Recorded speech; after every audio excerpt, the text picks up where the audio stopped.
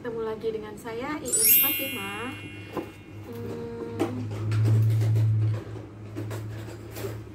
Pertemuan kali ini kita akan membahas tentang materi pertama di semester 2 kelas 7, yaitu mewarisi nilai luhur dan mengkreasikan puisi rakyat. Kembali ke materi. Puisi itu sendiri sudah sejak lama dibagi menurut zamannya. Puisi itu ada puisi lama dan puisi baru. Nah, di pembahasan kali ini seputar puisi lama, kita akan membaginya menjadi banyak sekali yang mungkin kalian belum pernah dengar.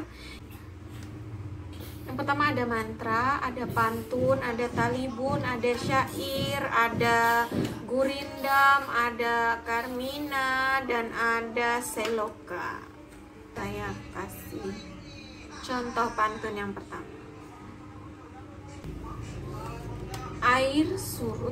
Air surut memungut bayam, sayur diisi ke dalam kantung. Jangan diikuti tabiat ayam, bertelur sebiji riuh sekampung. Pantun kedua, baik bergalas baik tidak, buli-buli bertali benang. Baik berbalas baik tidak, asal budi sama dikenang. Intinya budi baik seorang itu wajib sekali untuk kita kenang. Oke, setelah materi puisi, kita lanjut ke penjelasan. Yang pertama ada mantra. Mantra itu sendiri di sini menjelaskan tentang puisi tua, keberadaannya dalam masyarakat Melayu. Berarti memang lebih banyak masuk ke Indonesia ini sastra-sastra Melayu. Masyarakat Melayu pada mulanya bukan sebagai karya sastra, melainkan lebih banyak berkaitan dengan adat dan kepercayaan. Nah, ciri-ciri mantra itu sendiri, yang pertama berirama akhir ABC ABC atau ABCD ABCD atau ABCDE ABCDE. Bersifat lisan, sakti, dan majis. Namanya juga mantra ya. Seperti kalian ketahui, mantra itu lebih cenderung ke magic atau ilmu hitam mungkin. Serem membahas itu. Lanjut aja tentang ciri-cirinya. Bersifat esoterik, bahasa khusus antara pembicara dan lawan bicara. Kemudian misterius. Serem. Lanjut, ciri yang keenam, lebih bebas dibanding puisi rakyat lainnya dalam suku kata, baris, dan persajakan. Berarti dia tidak begitu terikat dengan rima atau akhir huruf. Nah, di sini ciri-ciri dari karmina itu sendiri bisa kalian lihat. Ciri-ciri dari karmina, setiap bait merupakan bagian dari keseluruhan. Setiap baitnya merupakan bagian dari keseluruhan. Mungkin maksudnya begini, setiap bait yang tertuang di situ udah mencakup keseluruhan yang terkait dari tema atau judul puisinya.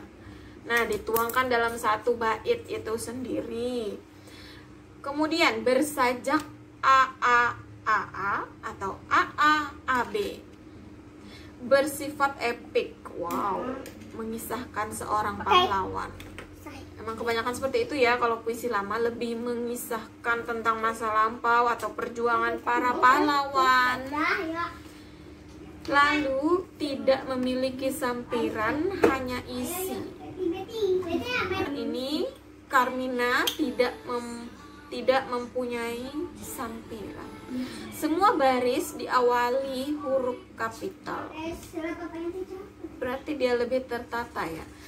Ada puisi yang tidak menentukan, untuk setiap awal barisan harus huruf kapital ada. Sedangkan karmina itu sendiri lebih menonjolkan ciri di setiap awal baris dimulai dengan huruf kapital, huruf besar.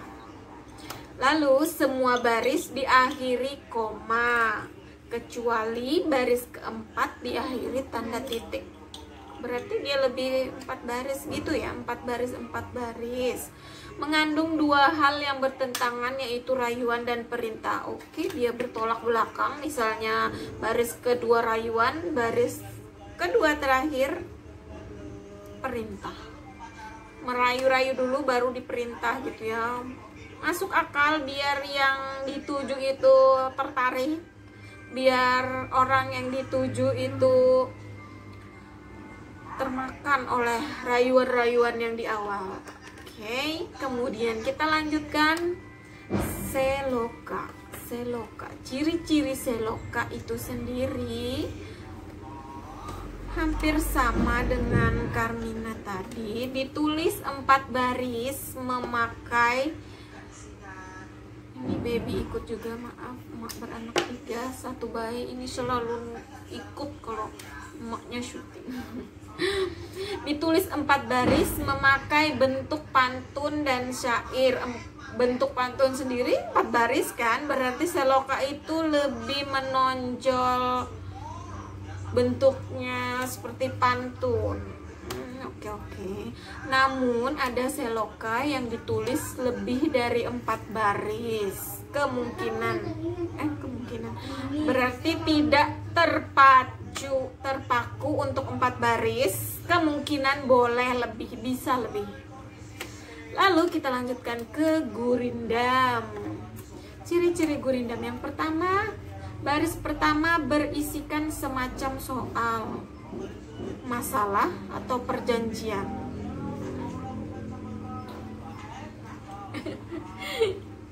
Ikut juga ya. Yang pertama berisikan soal atau masalah, mungkin tentang peperangan di awal, apa yang memicu peperangan.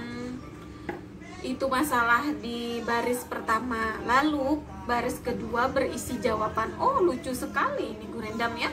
Ada pertanyaan, ada soal.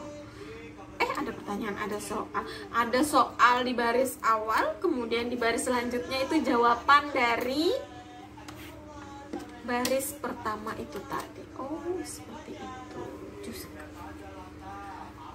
Oke, selanjutnya syair. Syair terdiri dari 4 baris berirama a a a a a a a a. Keempat baris tersebut mengandung arti atau maksud penyair. Oh, dia langsung. Jadi tidak seperti gurindam tadi ada masalah, ada jawaban. Di syair ini sendiri secara keseluruhan itu langsung menuangkan maksud si penulis atau si penyairnya. Selanjutnya ada talibun. Ciri-ciri puisi lama yang dinamakan talibun ini sendiri, jumlah barisnya lebih dari 4 baris, tetapi harus genap. Oh, harus genap.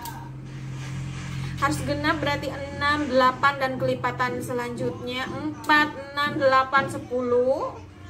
Boleh lebih dari 4 baris. Jika satu bait berisi 6 baris, susunannya 3 sampiran dan 3 isi. Oh, dia dibagi 3 awal dan 3 isi. Jika satu bait berisi 8 baris, susunannya 4 baris. Oke, dia dibagi 2 aja. Misalnya ada 6 dibagi menjadi 2, 3, 3, 3 sampiran, 3 isi. Dan selanjutnya 8, 4 sampiran, 4 isi. 10, 5 sampiran, 5 isi. Seperti itu. Apabila 6 baris sajaknya A, B, C, A, B, C, bersaut-sautan dia. Lebih terdengar indah berarti ya, terpaku sama baris sajak. Bila terdiri dari 8 baris, sajaknya A, B, C, D, A, B, C, D. Kemudian selanjutnya jika 10 berarti A, B, C, D, E, A, B, C, D, E. Oke. sekian dulu penjelasan dari saya. Sampai jumpa di video selanjutnya. Semoga videonya bermanfaat dan bisa sedikit membantu kalian berpikir untuk materi-materi yang sudah saya berikan.